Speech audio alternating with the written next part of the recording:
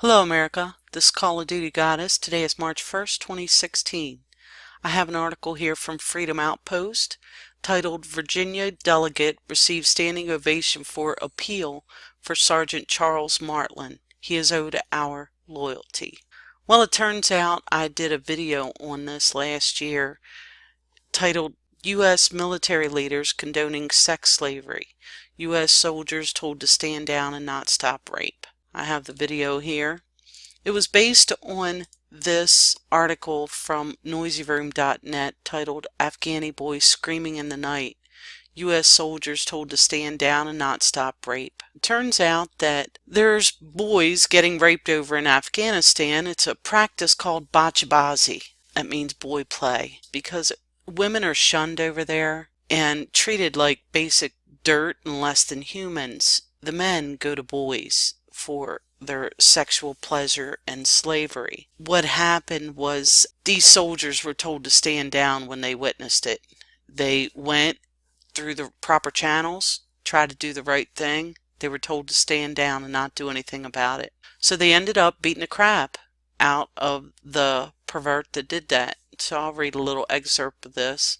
After righteously beating the crap out of the pervert, Captain Quinn was relieved of command and removed from Afghanistan.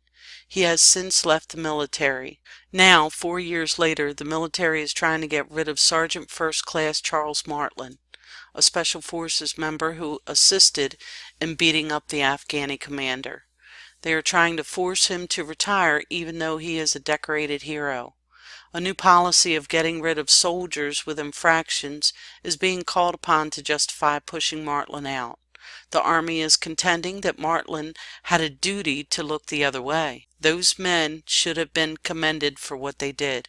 Instead, they are being punished, and the child-raping commander was promoted. The Army is weaseling out and saying they can't comment because of the Privacy Act. So that was what I did that video on. And I showed some excerpts of the dancing boys in Afghanistan.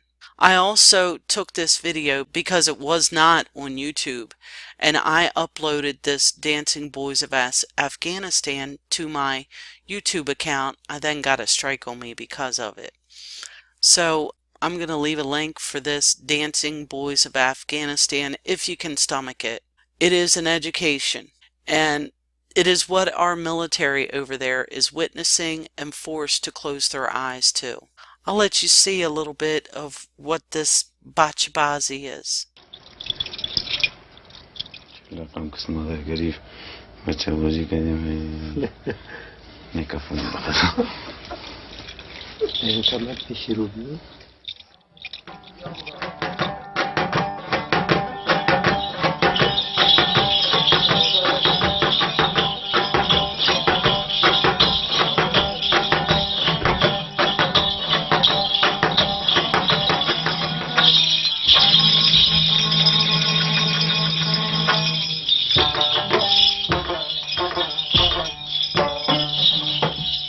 ملایم بود با جانش کاغذ با دست لبانش با جانی بچه زنه قطی کالای کپانش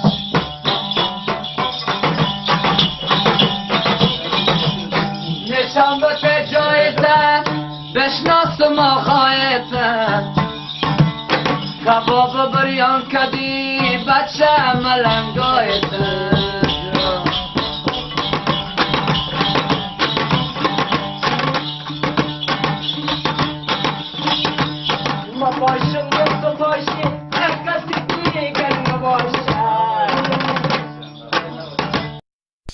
I'm going to stop it right there because it just pisses me off.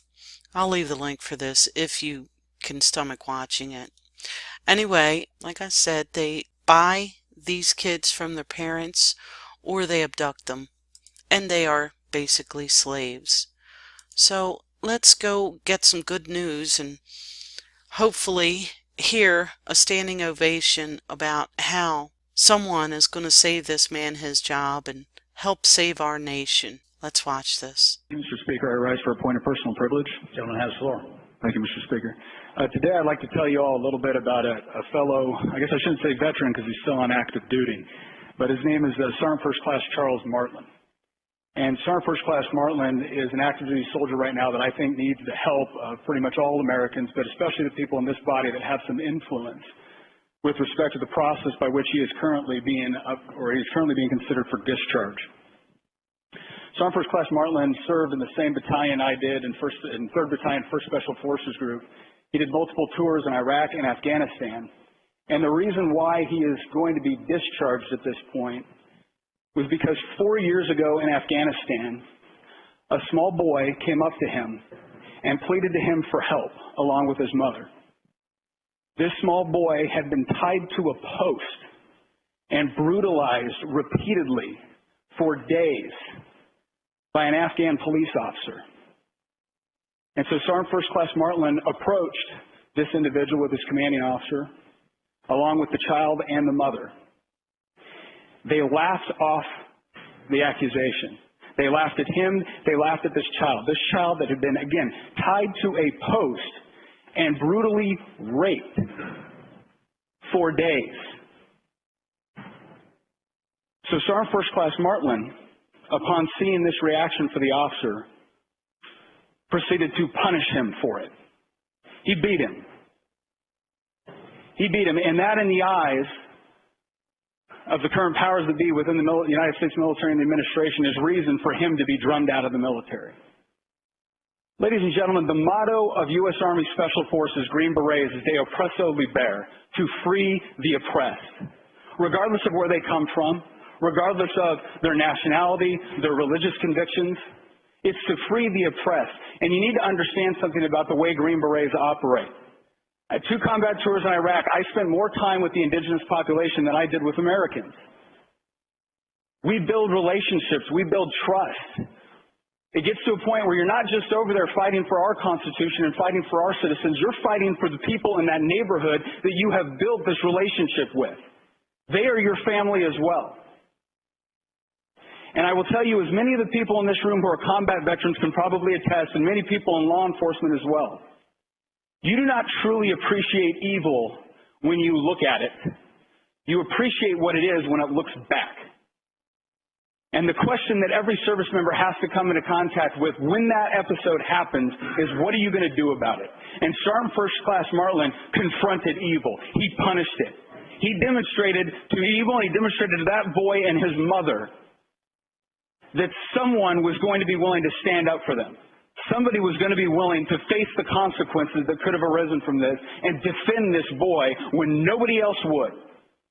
And our response now as a country and a military is going to be to drum him out? Maybe there are some that feel that what he did was excessive. I personally do not. But I will tell you this, we should be very, very careful at the message that we send to the men and women that we expect to go overseas and put their bodies, themselves, in harm's way, to stand in between the innocent and those who would exploit and destroy them.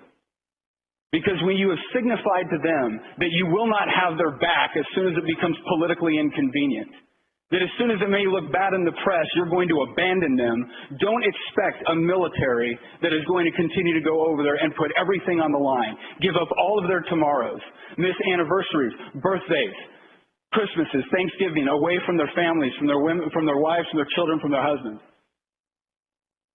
He is owed our loyalty. He demonstrated it to us year after year.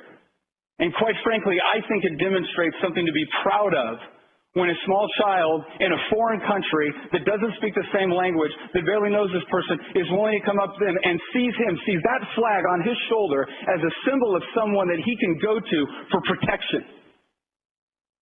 And now we've just told not only the people that perpetrated this atrocity against this small boy, we've told the small boy too, don't count on it, because we'll punish them if they do so. Ladies and gentlemen, I want to be defended by a military that when they are confronted with evil like that, their response is not fear, it's not equivocation, it is to confront it with violence if necessary. I think Sergeant First Class Martland deserves our support. He is currently right now undergoing his second appeal. As far as any influence that you have with congressional delegations within the Department of the Army, I would encourage you to please stand by this man. He has stood by us, and he has stood by the people of Afghanistan. Thank you, Mr. Speaker.